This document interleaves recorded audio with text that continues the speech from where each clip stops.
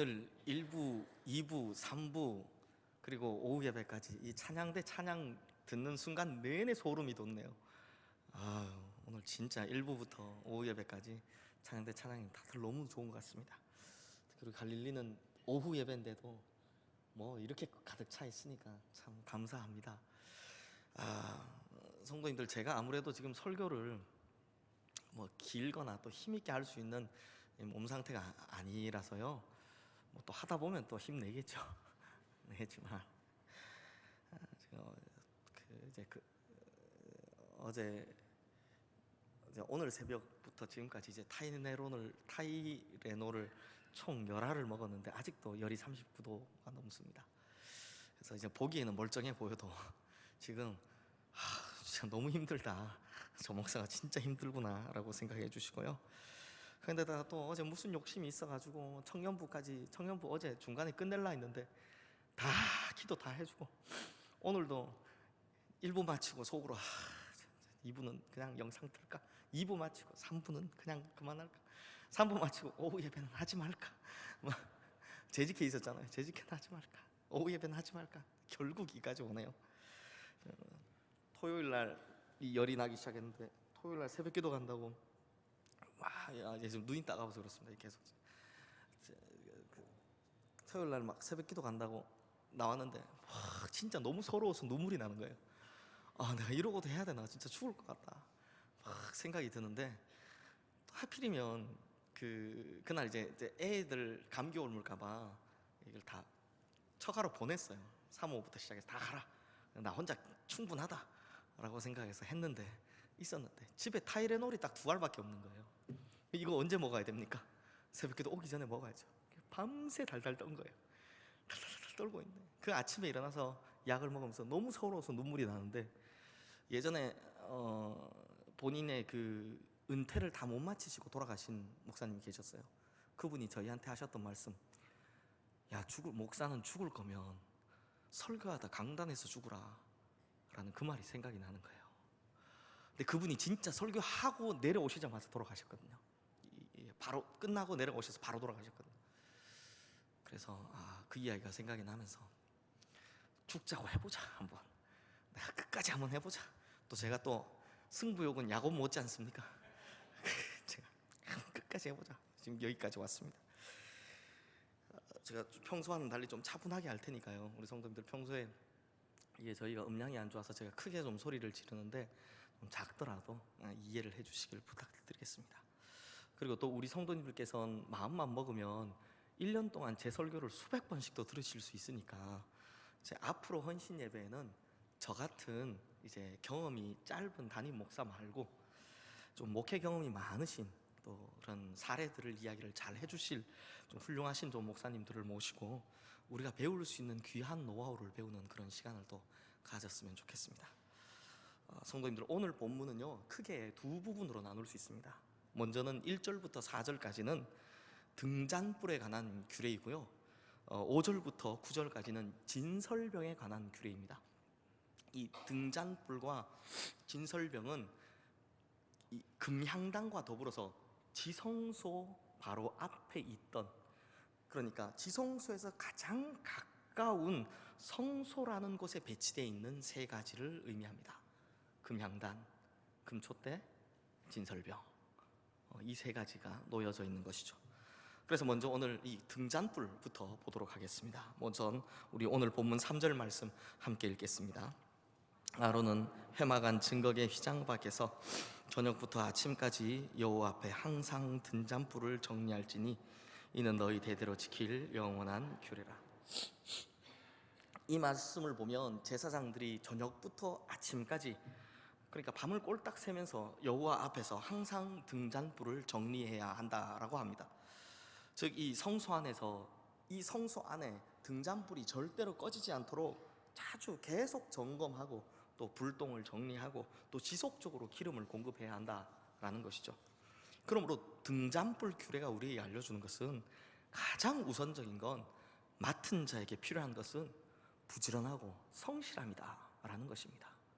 이 제사장들도 얼마나 피곤하겠습니까? 저녁부터 아침까지 이 불이 꺼지지 않게 하기 위해서 얼마나 힘들고 버겁겠습니까? 그런데 이 등잔불이 꺼지지 않도록 끊임없이 돌아봐야 하는 것, 이게 제사장들의 역할이었다라는 것이죠. 그렇다면 성도님들, 하나님의 일을 맡은 자가 부지런하고 성실해야 하는 이유가 무엇일까요? 밤중에 그들의 수고로 말미암아 성소 안이 환하게 밝아지기 때문입니다. 이것은 곧 이 성소 안을 밝히는 이유는 하나님이 어두움의 하나님이 아니시라 빛의 하나님이심을 보여주기 위함입니다. 그러므로 우리의 어두운 마음을 하나님의 빛으로 밝히고 교회의 어두운 곳들을 하나님의 빛으로 밝히며 이 어두운 세상도 하나님의 빛으로 밝히려면 가장 먼저 필요한 것이 뭐냐? 부지런하고 성실합니다. 그것으로 이 사역을 잘 감당합니다 라는 것입니다. 특히 재직회 부서장은 우리 교회에서는 실질적으로 사역을 담당하는 주체이고 리더들입니다. 그러므로 가장 이 리더들에게 필요한 조건이 있다면 무엇이겠습니까? 밤낮을 가리지 않고 뛰어다니는 부지런하고 성실한 그 헌신의 마음이 반드시 필요하다라는 것입니다. 그렇게 되면 어떻게 되냐? 우리 성도님들, 또 우리 교회, 또 이 어두운 세상, 이 모든 곳에 예수 그리스도의 빛이 꺼지지 않고 밝혀져 나가게 될 줄로 믿습니다. 두 번째는 이 진설병 규례입니다. 진설병은 성소 안에 두는 떡을 말하는 건데요, 우리 다 함께 오늘 본문 5절 말씀 함께 읽겠습니다. 너는 고운 가루를 가져다가 학덩이를 10분의 2 에바로 하여. 이 말씀을 보면 진설병 하나의 크기가 얼마큼 되냐면 10분의 2 에바여야 한다라고 합니다. 여기서 10분의 2 에바라는 말을 우리식 도량으로, 우리 성도님들 이해하기 쉽게 우리식 도량으로 바꾸면요 얼마나 되냐면 5대입니다. 반말입니다. 5대. 그러니까 우리는 떡 하나 하면 얼마만한 걸 생각하십니까? 뭐 요만한 거, 아니 기껏해서 백설기 해봐야 뭐 이만한 거. 우리 교회가 이게 자주 드리는 그 추수감사절 때 먹는 떡 있죠. 우리 콩 박혀 있는 떡, 시루떡 한 제 손바닥만 하죠. 근데 성소에 두는 진설병 하나는요 5대로 만들어야 할 만큼, 반말로 만들어야 될 만큼 이만큼 큰 사이즈다 라는 것입니다. 그리고 그 떡이 모두 몇 개요? 12개여야 한다라고 이야기를 합니다. 그러면 총 몇 대 들어갑니까? 모두 60대가 들어갑니다. 이 일주일에 한 번씩 갈아치우는 이 떡을 향해서 60대 쌀을 빚어서 떡을 만들어야 된다는 것이죠. 60대, 6마리입니다. 한 마리 18리터니까요 108리터, 정말 어마어마한 양이 들어가는 거죠, 매주마다. 그러면 아니 하나님께서 뭐 내려오셔서 손이라도 쑥 빼셔서 이렇게 떡을 직접 드시는 것도 아니고 하나님이 드시지도 않는 이 떡을 대체 왜 이렇게 많이 만들어야 됩니까? 이거 다 낭비 아닙니까? 아닙니다. 바로 이것이 제사장들의 음식이었기 때문입니다. 성도님들, 당시의 제사장은요 땅을 기업으로 받지 못했기 때문에, 그래서 누군가가 먹을 것을 주지 않으면 생계 유지가 불가능한 사회적인 약자였습니다. 성도님들, 이스라엘 역사를 보면 꼭 나라가 타락하는 이면에는 제사장들이 제 역할을 안 하는 그런 타락의 장면들이 있죠. 그런데요, 왜 제사장들이 제 역할을 하지 않느냐? 사람들이 하나님 앞에 제사를 드리러 오지 않으면 제사장들은 먹고 살 길이 끊어집니다. 그럼 생계 유지 자체가 힘들어지죠. 그럼 어쩔 수 없이 자기와 자기 가족들을 먹여 살리기 위해 이 제사장직을 내려놓고 먹고 사는 길을 도모할 수밖에 없다라는 겁니다. 요즘으로 치면 얼마 전에 기사가 났던데, 무임 목사, 일용직에 내몰리고 주유소에 계신 목사, 또 저기 택시 운전하시는 목사님이 전체 목회자의 8% 정도 된다고 하는데요, 실제는 이거보다 훨씬 더 많을 겁니다. 그러니까 이 제사장들이 없어지니까 더더욱 신앙적인 제 역할을 못하게 되고, 그러니까 나라는 더더욱 빨리 타락하게 되고, 이런 악순환들이 계속 반복하게 되는 겁니다. 사람들은 예배를 드리러 오지 않고 제사장들은 타락하고, 제사장이 타락하니까 나라는 더 빨리 타락하고, 이렇게 되는 이 반복의 역사가 계속되더라는 겁니다. 그러므로 하나님께서 진설병을 이렇게 크게 만들라고 하신 이유는 당시에 자기 먹을 것이 없어서 먹을 것을 다른 사람에게 의존하며 살 수밖에 없었던 그런 사회적인 약자, 이 사람들의 먹을 것을 책임져 주기 위함이다라는 것입니다. 그러니 성도님들, 이것이 무엇을 의미합니까? 베풀 땐 좀 넉넉해지라는 겁니다. 우리가 열심히 봉사하고 섬기는 데 있어서 이런 넉넉한 마음이었으면 꼭 탈이 납니다. 섬기며 봉사할 때 이런 생각이 들죠. 제가 이게 그래서 다른 교회 가면 좀 속 시원하게 이야기하겠는데 우리 교회에서 제가 이 헌신 예배를 하면 속 시원하게 이야기 못 한다니까요. 이런 생각이 드는 거죠. 야, 나는 이렇게 열심히 섬기는데, 봉사하는데 너 뭐하냐? 이런 식으로 생각이 들고 이런 식으로 접근하면 결국 뭐가 됩니까? 이 섬김과 봉사는 반드시 당파주의로, 분리주의로 귀결돼 버리게 말더라는 겁니다. 하나님께서 내게 이 사역을 맡기셨으면 어떻게 하면 됩니까? 그냥 잘 섬기면 되는 겁니다. 이 사역을 잘 섬기면 되는 겁니다. 그거면 됩니다. 근데 하나님을 위해서 섬기는데 왜 다른 사람을 기준으로 두십니까? 왜 나는 하는데 너는 안 하냐? 왜 이렇게 다른 사람을 기준으로 두십니까? 우리에게 사역을 맡기신 이는 누구시라고요? 하나님이시니 그 기준과 시야는 다 하나님께 있으면 되는 겁니다. 나는 하는데 너는 왜 안 하느냐? 이것이 아니라 리더는요, 네가 하지 않으니까 내가 한다 라고 생각하는 것으로 섬겨야 하는 겁니다. 어떻게 한다고요? 당신이 하지 않으시니 제가 하겠습니다 라는 마음으로 섬겨야 한다라는 것입니다. 지금 이쯤 설교 오니까 이제 슬슬 얼굴이 굳어져 가시는데 이 뒤는 어떻게 들으시려고 이러십니까? 교회는 성도님들 참 다양한 많은 사람들이 몰려드는 곳이죠. 그리고 생각하는 것도 다 다릅니다. 그래서 교회에서 통일이라는 게 진짜 어렵습니다. 왜 이런 말이 있지 않습니까? 남북이 통일되는 것보다 더 어려운 게 교단이 통일되는 거다. 교회는요, 한 교회 안에도 통일되는 게 진짜 어렵습니다. 그러면 어떻게 하느냐?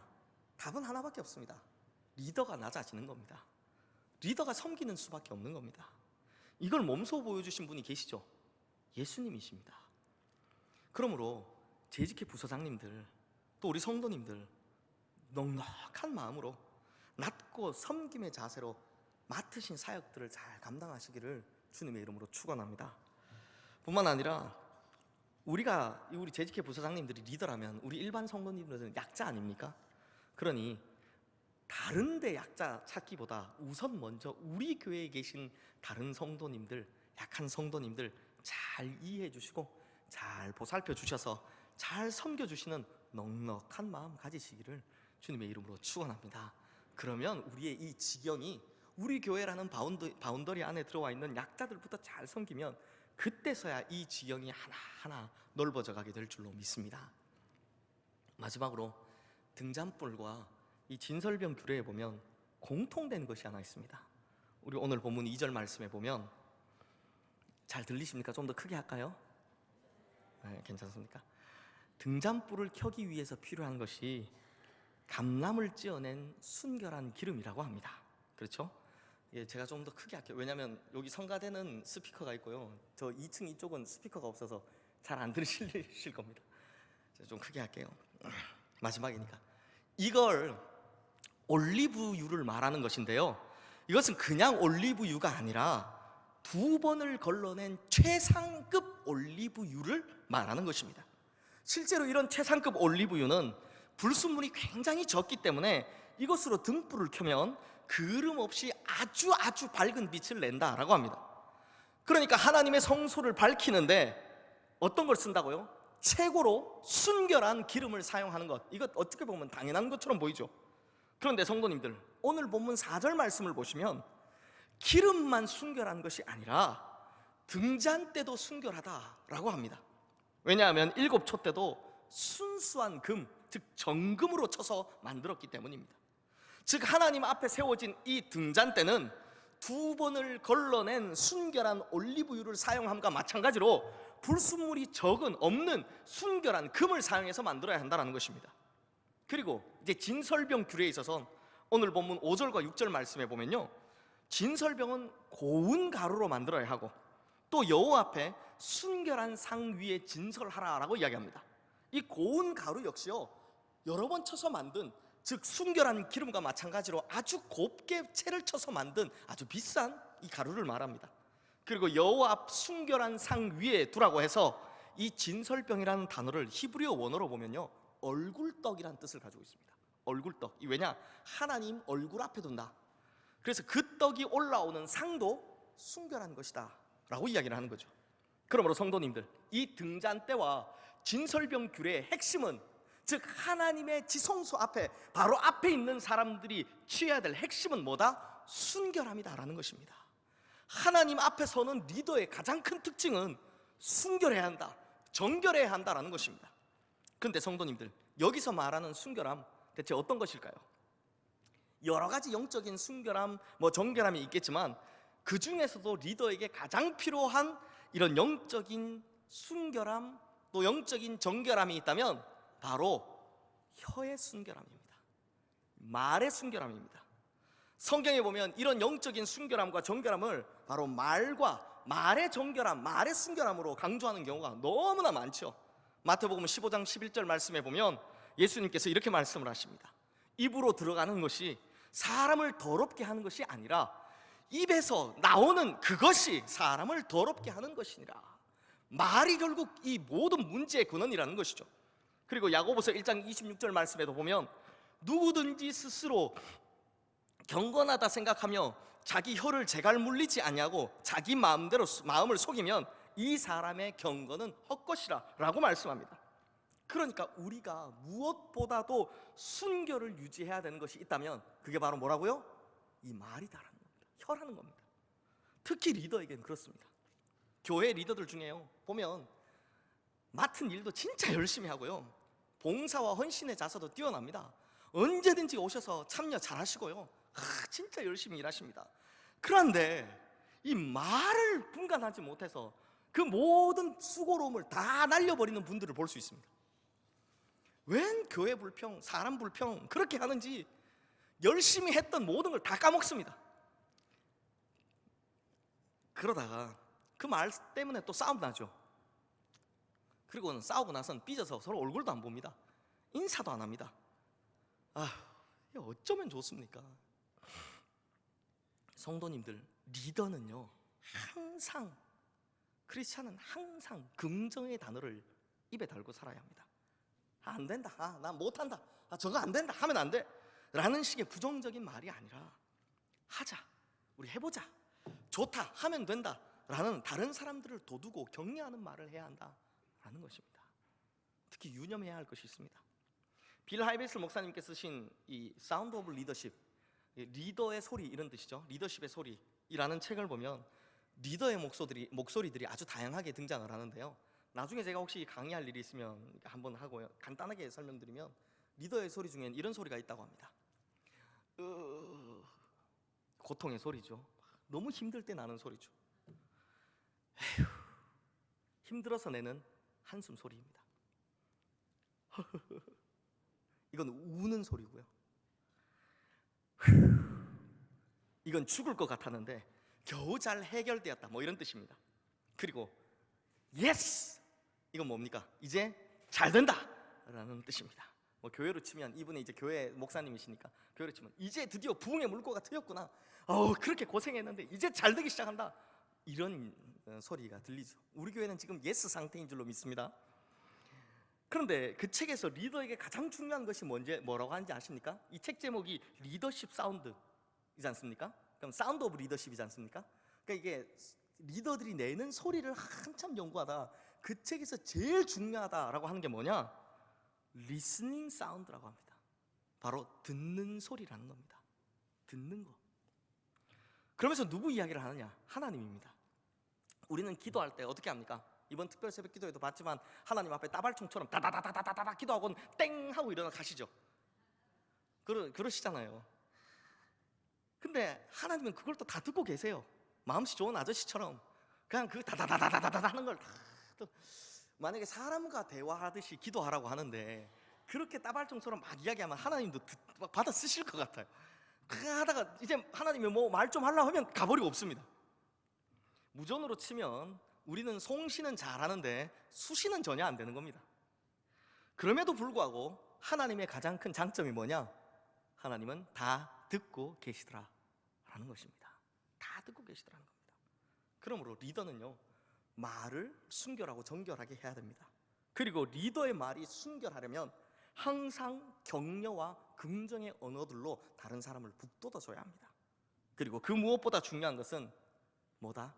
귀를 기울여 들어주는 것이 중요하다라는 것입니다. 그러므로 하나님의 특별한 선택을 받은 우리 재직회 부서장님들, 또 우리 성도님들, 특히 우리 재직회 부서장님들 잘 부탁드립니다. 이건 제 말이 아니라 하나님의 부탁입니다. 그러므로 한 해 동안 교회가 평안하고 부흥할 수 있도록, 또 많은 사회적인 약자들을 돕고 선교할 수 있도록, 그리고 우리 모두 다 예수 믿고 교회에 오는 것이 즐겁고 행복할 수 있도록 잘 부탁드린다는 특별한 하나님의 부탁이 있다는 것 절대로 잊지 마시고 힘내시기를 주님의 이름으로 축원합니다. 기도하겠습니다. 하나님 아버지, 이 시간 하나님의 특별한 선택을 받은 우리 교회 재직회 부서장들이 하나님 아버지 앞에 나왔습니다. 목사는 여러 가지가 걱정되고 우려되는 부분들을 말하기는 했지만 사실 하나님께서는 이들의 수고로움을 더 잘하시고 더 많은 칭찬과 상급을 부어주시리라 믿습니다. 그러므로 교회를 위하여 열심인 우리 재직회 부서장님들께 이 시간 하늘의 큰 은혜와 또 능력과 재능과 또 축복을 내려 주시옵소서. 특별한 능력을 허락하여 주시옵소서. 우리 재직회 부서장님들로 인해 우리 교회가 평안하고 든든히 서가는 교회가 되게 하시고, 또 우리 모든 성도님들은 교회에 오는 것이 즐겁고 행복하게 하여 주시옵소서. 열정을 더하여 주시고 넉넉한 마음을 더하여 주시고 거룩하고 순결한 마음도 허락하여 주시옵소서. 우리 주 예수 그리스도 이름으로 기도드리옵나이다.